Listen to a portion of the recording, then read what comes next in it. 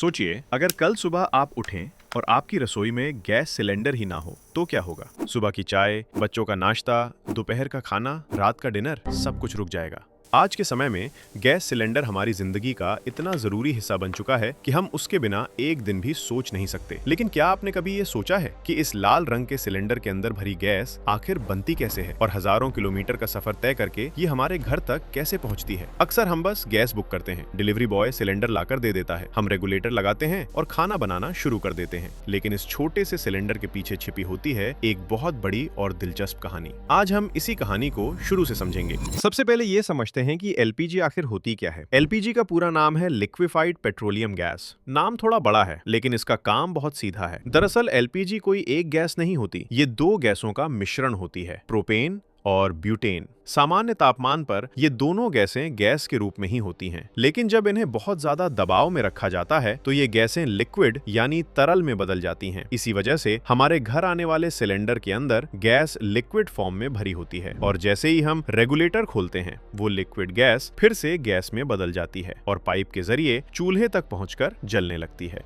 अब सवाल आता है कि आखिर ये गैस बनती कैसे है। असल में एलपीजी बनाने के दो मुख्य तरीके होते हैं। पहला तरीका है क्रूड ऑयल रिफाइनिंग और दूसरा तरीका है नेचुरल गैस प्रोसेसिंग। जब जमीन के नीचे से कच्चा तेल यानी क्रूड ऑयल निकाला जाता है तो उसे सीधे इस्तेमाल नहीं किया जा सकता, इसलिए इसे बड़ी बड़ी रिफाइनरियों में भेजा जाता है। रिफाइनरी में इस तेल को बहुत ज्यादा तापमान पर गर्म किया जाता है और फिर अलग अलग स्तरों पर ठंडा किया जाता है। इस पूरी प्रक्रिया को रिफाइनिंग कहा जाता है। इसी प्रक्रिया के दौरान अलग अलग चीजें निकलती हैं, जैसे petrol, diesel, kerosene, aviation fuel और इसी के साथ एक गैसीय मिश्रण भी निकलता है जिसमें प्रोपेन और ब्यूटेन मौजूद होते हैं। आगे चलकर इसी गैस को प्रोसेस करके एलपीजी बनाया जाता है। दूसरा तरीका है नेचुरल गैस प्रोसेसिंग। जब जमीन के नीचे से नेचुरल गैस निकाली जाती है तो वो भी बिल्कुल शुद्ध नहीं होती, उसमें कई अलग अलग गैसें मिली होती हैं। गैस प्रोसेसिंग प्लांट में इस गैस को कई चरणों से गुजारा जाता है। यहाँ प्रोपेन और ब्यूटेन को बाकी गैसों से अलग कर लिया जाता है, फिर इन्हें हाई प्रेशर में लाकर लिक्विड में बदल दिया जाता है और इस तरह तैयार हो जाती है एलपीजी।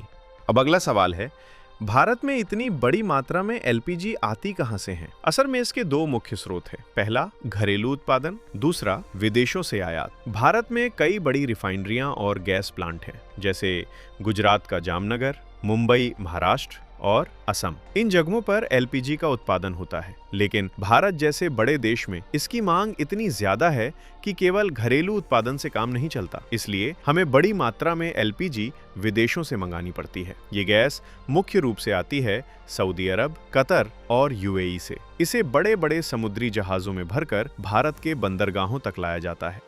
रिफाइनरी या पोर्ट से लेकर हमारे किचन तक एलपीजी पहुंचने की पूरी प्रक्रिया को हम 4 चरणों में समझ सकते हैं। रिफाइनरी या इंपोर्ट टर्मिनल, यहाँ गैस तैयार की जाती है या विदेश से आए जहाजों से उतारी जाती है, फिर इसे बड़े बड़े स्टोरेज टैंकों में सुरक्षित रखा जाता है। बॉटलिंग प्लांट, गैस को बॉटलिंग प्लांट में भेजा जाता है। यहाँ मशीनों की मदद से गैस को हमारे जाने पहचाने लाल रंग के सिलेंडरों में भरा जाता है और हर सिलेंडर की अच्छी तरह जांच भी की जाती है ताकि वो पूरी तरह सुरक्षित हो। डिस्ट्रीब्यूशन, भरे हुए सिलेंडरों को बड़े ट्रकों में लादकर अलग अलग शहरों की गैस एजेंसियों तक भेजा जाता है। होम डिलीवरी, और आखिर में जब हम गैस बुक करते हैं तो डिलीवरी पर्सन वही सिलेंडर सीधे हमारे घर तक पहुंचा देता है। इस तरह हजारों किलोमीटर का सफर तय करके एलपीजी आखिरकार हमारी रसोई तक पहुंचती है। भारत में एलपीजी का पूरा सिस्टम मुख्य रूप से 3 सरकारी कंपनियां संभालती हैं। Indian oil corporation, Bharat petroleum, Hindustan petroleum. इन्हीं कंपनियों के सिलेंडर हमें घरों में दिखाई देते हैं।